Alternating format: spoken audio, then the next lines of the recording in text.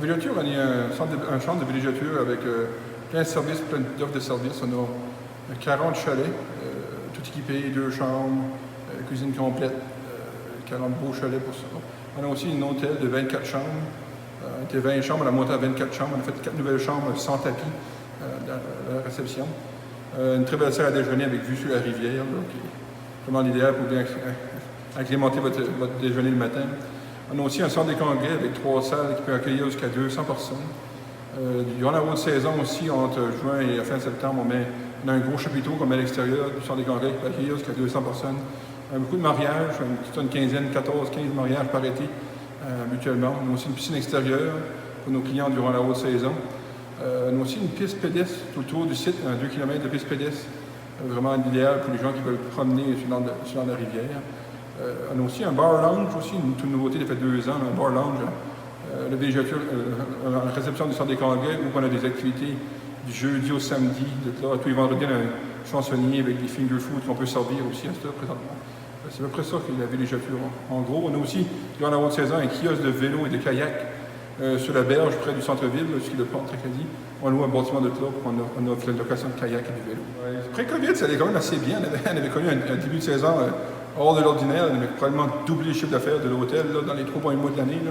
Ça allait vers une saison record, mais comme je dis, il y a des choses qu'on ne contrôle pas dans la vie. Le COVID est apparu.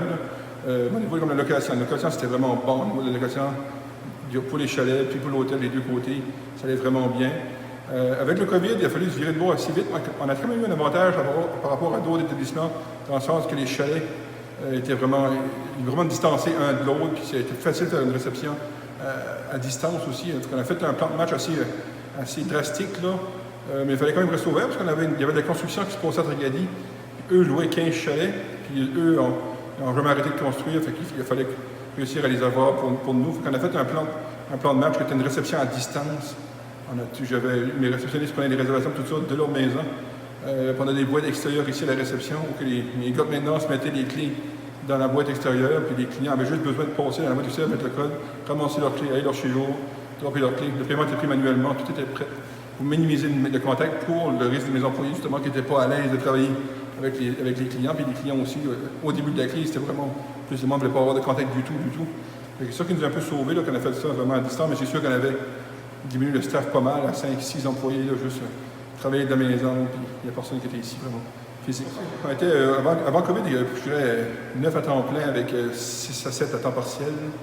Dans le Covid, 4 à temps plein, 2 à temps partiel. Là, vraiment, de passer de 15 à 6 employés à peu près, là, durant le Covid, durant le premier mois et demi, je dirais. Là, parce que sur le coup, nous, on a quand même formé l'hôtel complètement.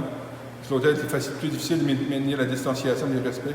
On a vraiment juste laisser les chalets ouverts. L'hôtel était complètement fermé durant la crise, durant les 3 premiers mois de la crise du COVID. Là, puis on a vraiment focusé sur les chalets. Mais comme je vous ai dit, après ça, il y a eu les annonces du gouvernement qui a mis les subventions salariales en place.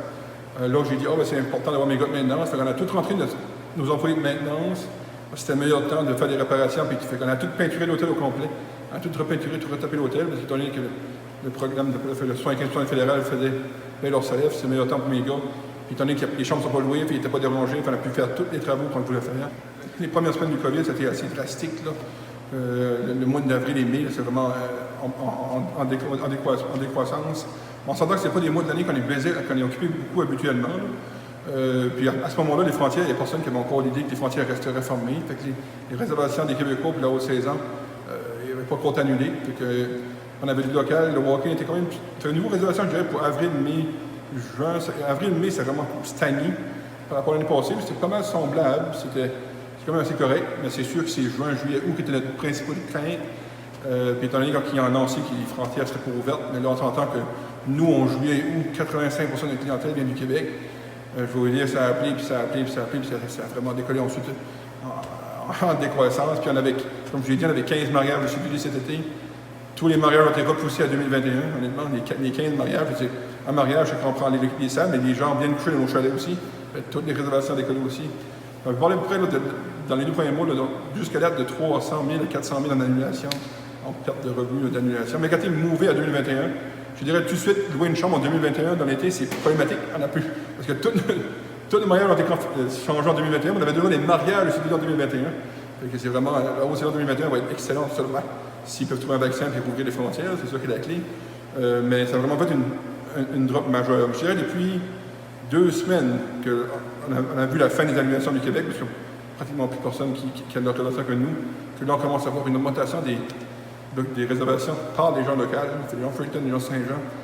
On avait fait une publicité ciblée sur Facebook anglophone vers le marché anglophone du Nouveau-Brunswick, un marché qu'on n'attaque jamais habituellement, qu'on ne vise pas. On a fait des publicités pour Fredericton, Saint-Jean, Moncton.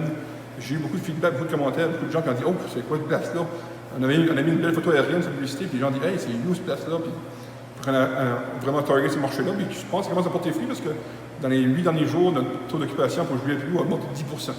Donc c'est déjà, on commence à voir une lumière un peu au bout du tunnel, mais les gens ont tendance à plus se réserver à court terme et non à long terme. Habituellement, on cherche les familles du Québec qui veulent s'isoler des grands centres urbains pour venir relaxer à la tranquillité, dans ce temps qu'il n'y a pas vraiment de grands centres urbains comme Montréal et Québec dans les maritimes. C'est le moment idéal pour redécouvrir la péninsule acadienne et redécouvrir la région acadienne, et puis les gens qui n'ont jamais découvert, de découvrir que nous aussi, on a des trésors cachés dans la péninsule, et vraiment des bels endroits.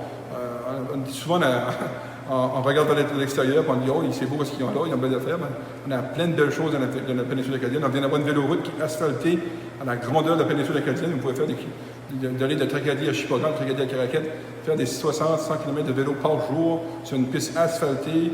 On fait même la location de vélo, on peut même vous fournir le vélo si vous voulez, pour se venir séjourner dans la région.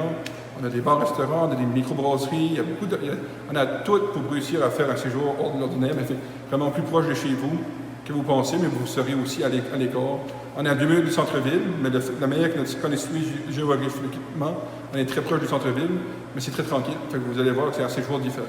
Un lever de soleil à la villégiature, un coucher de soleil, c'est toujours très agréable. C'est vraiment le fait d'avoir une bulle dans un chalet vous permet de faire d'autres activités qui peuvent être aussi en sécurité, dans l'idée on a pris des mesures vraiment pour s'assurer que votre sécurité soit idéale, mais c'est vraiment sûr qu'on invite les Nouveau-Brunswickoises à venir nous trouver.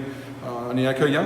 C'est sûr, on ne peut pas être autant chaleureux qu'on peut l'être en étant à une proximité de faire de nos gros cols qu'on est reconnus les Acadiens pour faire, mais on va sûr faire tout en sorte que votre séjour soit de qualité.